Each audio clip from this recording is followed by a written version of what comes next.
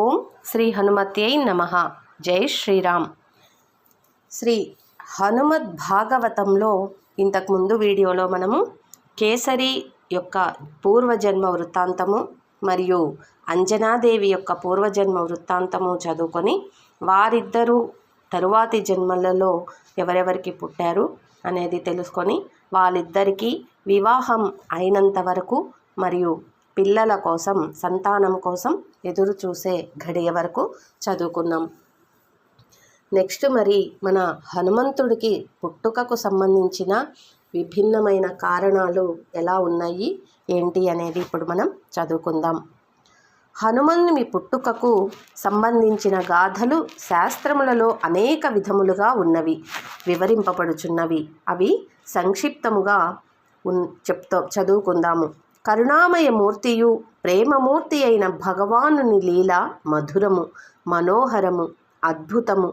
దానిని వినుట చేత స్మరించుట చేత మునులు ముగ్ధులవుతూ ఉంటారు. భక్తులకు అది పరమనిధి. కానీ ఆ లీల రహస్యమయముగా ఉండును.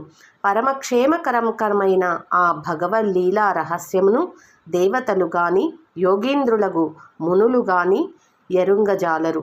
అట్టివారే ఆశ్చర్యచకితులై మౌనముగానున్న కామాది దోషగ్రస్తులమగు మన వంటి సాంసారిక మనుష్యులకేమి తెలుస్తుంది? కరుణామయుడగు ఆ పరమాత్ముని లీలలను గానము చేసిన మనకు సర్వశుభములు కలుగుననుటలో ఎట్టి సందేహము లేదు. దేవదానవులకు అమృతమును పంచుటకు విష్ణు భగవానుడు మోహినీ రూపమును ధరించెను. ఇది విని కర్పూర గౌరుడగు నీలకంఠుడు ఆశ్చర్యచకితుడయ్యాడు. భగవానుని స్త్రీవేషమెట్లుండనగా అప్తకాముడగు శంకర భగవానునకు తన ప్రాణారాధ్యుడగు విష్ణుదేవుని విశిష్ట రూపాన్ని విశిష్ట లీలలను దర్శించాలనే కోరిక పుట్టింది. గంగాధరుడు పార్వతీదేవితో పాటు పాలసముద్రాన్ని చేరి స్తుతించగా లక్ష్మీపతి ప్రత్యక్షమయ్యారు. దేవాది దేవుడైన మహాదేవుడిట్లా విన్నువించుకున్నాడు. ప్రభు, నేను నీ మత్స్యాది అవతార స్వరూపములనన్నింటినీ దర్శించాను. కానీ అమృతమును పంచునప్పుడు నీవు పరమ లావణ్యమైన స్త్రీ వేషాన్ని ధరించావు. ఆ అవతార స్వరూపాన్ని నేను దర్శింపలేకున్నాను. దేవదానవుల మోహానికి కారణమైన ఆ నీ రూపాన్ని దయయుంచి నాకు ఒక్కమారు చూపించు అని దేవాది దేవుడగు మహాదేవుడు శ్రీ విష్ణు భగవానుని అడుగుతున్నారట. దేవాది దేవుడకు మహాదేవా, నీవు యోగులకు ఉపాసింపదగిన వాడవు, మన్మధుణ్ణి దగ్ధం చేసిన వాడవు. అట్టి నీవు స్త్రీ అవతారమును చూడనేలా? నీ దృష్టిలో అది విశిష్టమైనది కాదని విష్ణువు నవ్వుతూ బదులు చెప్పాడట. దేవా, ఆ అవతార స్వరూపాన్ని దర్శింపకుండా ఉండలేను. దయ ఉంచి నాకా మోహినీ రూపాన్ని చూపించమని పార్వతీపతి పలికారట.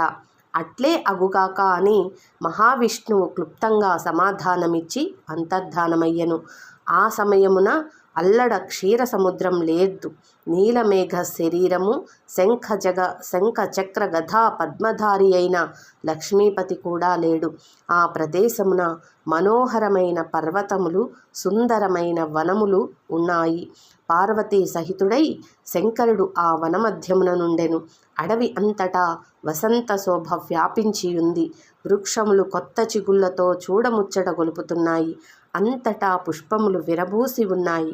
సువాసనలను వెదజల్లు ఆ పువ్వులపై తుమ్మెదలు మోగుతున్నాయి. కోకిలలు కుహు కుహు అని శబ్దం చేస్తున్నాయి. చల్లని పిల్లగాలికి కోమలములగు లతలు, పుష్పములు మెల్లమెల్లగా అటూ ఇటూ ఊగుతున్నాయి. అంతటా ఋతురాజు యొక్క సామ్రాజ్యం వ్యాప్తమైనట్లు ఉంది. ఒక విధమైన మాదకత్వం సర్వ ప్రాణులలోనూ కనపడసాగింది. యోగులకు ఉపాస్యుడకు త్రినేత్రుడు కొలది దూరములో లతనమాటున నుండి బంతియాడుచున్న ఒక రూపవతి అయిన స్త్రీని చూశాడు. కామారి ధైర్య విహీనుడు కాజొచ్చాడు. తన్ను తాను మరిచాడు.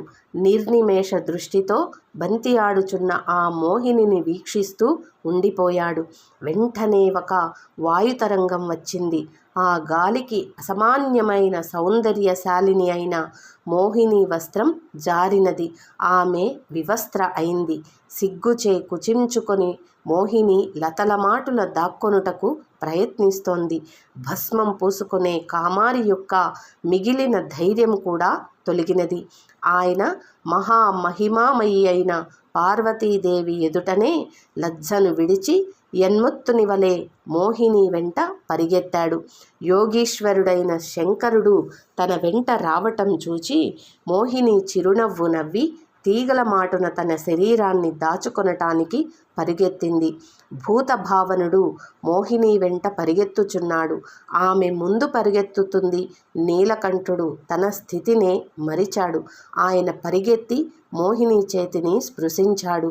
ప్రజ్వలిస్తున్న అగ్నియందు ఆజ్యాహుతి పడింది. కానీ మోహిని తన చేతిని విడిపించుకొని పారిపోయింది. ఆమె స్పర్శతే ఉత్తేజితుడైన కామారి అయిన ఈశ్వరుడు పూర్తిగా స్పృహలేనివాడయ్యాడు.